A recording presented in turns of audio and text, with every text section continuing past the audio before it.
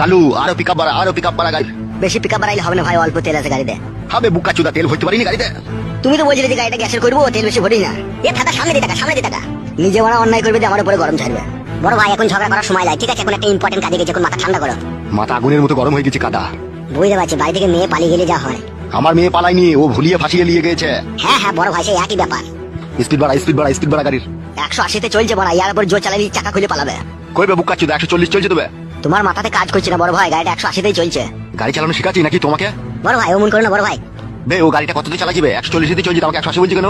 তাই তো রে বড়, 135। আরেকটু পিকআপ বাড়া, আরেকটু পিকআপ বাড়া।